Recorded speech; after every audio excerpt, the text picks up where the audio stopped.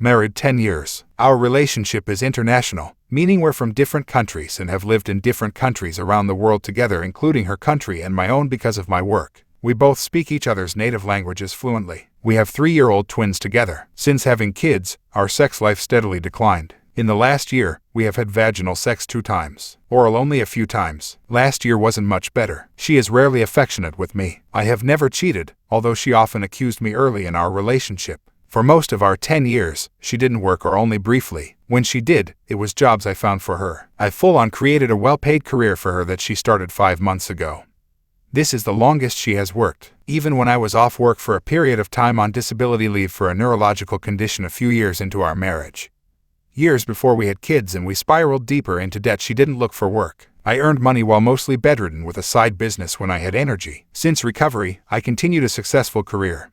Got us out of debt, traveled the world, etc. Not rich, but comfortable. I found out recently that she has been texting an ex-BF for months at least. She would message him and immediately delete her message and replies. I caught her doing something similar probably with someone else 18 months before and have long suspected. Especially when she traveled to another city with a girlfriend when we lived in another country and she called his number there. That was 8 years ago. She said nothing happened, just visited an old friend while there. The call was at 2 a.m. They call one another baby. One day I was home from work with a migraine and I saw her sending messages to him offering to send him medicine for his headache.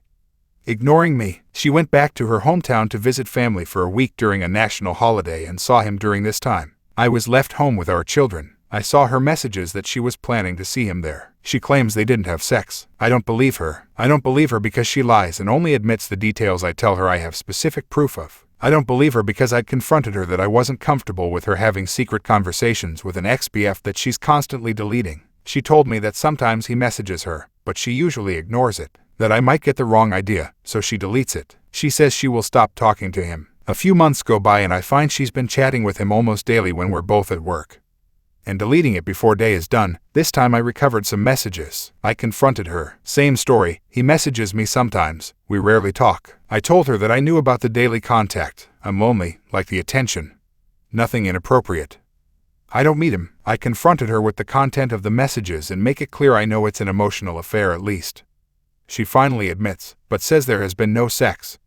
And that she's not interested in sex with anyone, not just me. I ask her if she saw him when she went back home. She lied and told me no. I confronted her with evidence that they'd planned to meet. She said, yes, we did. I'm sorry. I asked if they had sex. She said no. I don't have proof to the contrary. Prior to confronting her, she suggested I go travel for a weekend to take some time off as a reward for taking care of the kids alone for a week while she was visiting family. She didn't know I knew at the time. I tried to change which day I'd travel and she got upset, so I grew suspicious. After I confronted her and tell her about the evidence, she finally admits she is wrong and says she will stop contacting him. I recovered her messages. She told him she needed time to think about it, that it wasn't right to always carry on like this. He said you need to think about those too. I assume he meant my twins. She said maybe I can't see you. You shouldn't come back here. He said my flight is tomorrow morning, the day she suggested I go traveling. He asked translated, are you not firm on us? She then called him. I later confronted her on this. She was planning to bring him to my home, where my sons are. How many times had she seen him here? How many times had she seen him when she regularly went back home without me over the years? She said she wasn't planning to meet him here, and that she told him not to come. That she had never met him here, that this was a recent relationship, conveniently only beginning as far back as I have proof. She asked me to try to forgive her, told me I can sleep with other women for my intimacy.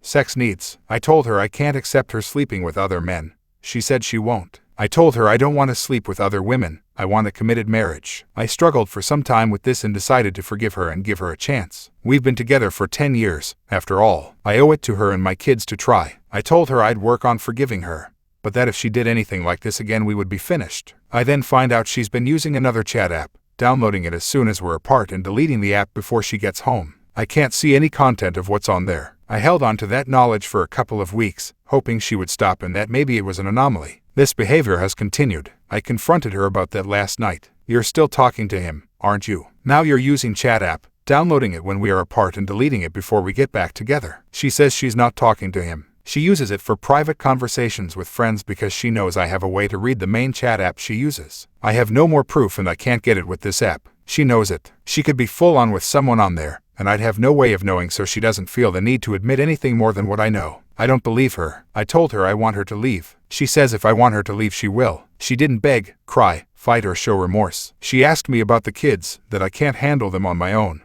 I said that I can. I have been the far more involved parent while she barely looks up from her phone. She said they need their mommy. I told her that she should have thought of that before making these choices. She says she won't leave me if I find other women, that she is committed to our family, that our relationship is different, but strong. She clearly has no intention of stopping what she is doing and doesn't think she is doing anything wrong. She suggests an open marriage ostensibly to fulfill my sexual needs.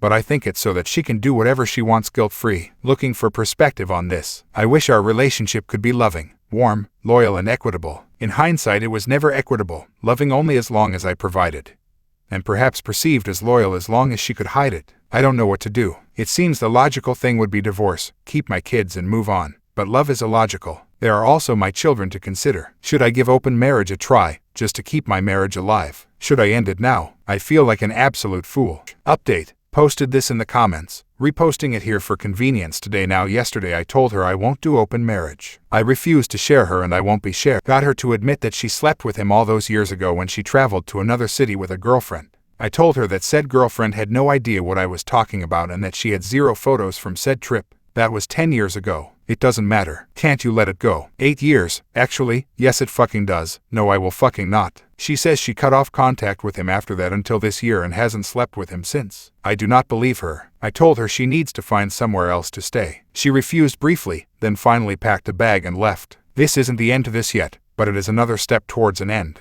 Thanks to everyone for your support and confirmation of my feelings and thoughts. Appreciated. Update 2. The day I asked her to leave, but before she packed her bags and left, I sent her a couple of screenshots of the conversation she had with AP after I confronted her, saying that she needed time to think and that he shouldn't come back here. There were details such as him having a flight booked for the next day that she denied and tried to gaslight me on because it's in my second language and she didn't know I had screenshots. I just sent he screenshots. No accompanying text. She sent me a message. I'm so sorry that I hurt you. I don't know how to make you feel better. Nothing else. She hasn't seemed to try to make me feel better or even stop the behaviors that have caused me to suffer in the first place. Update 3. She left yesterday evening. This afternoon she sent a message. Thank you for everything you did for me in this 10 years. I know I am not a great wife. You deserve a better life. I love you and our sons. You're the most important things in my life. I will still be your family whatever we decide in the future. This brought tears to my eyes. Too little, too late. No attempt to fix it. No suggestions on how to improve things. Onus has always been on me. Still is. Thank you for everything you did for me in this 10 years. No specifics. I can't be sure what she means, but to me I've done everything for her and she has only ever been able to see what I hadn't performed to her satisfaction.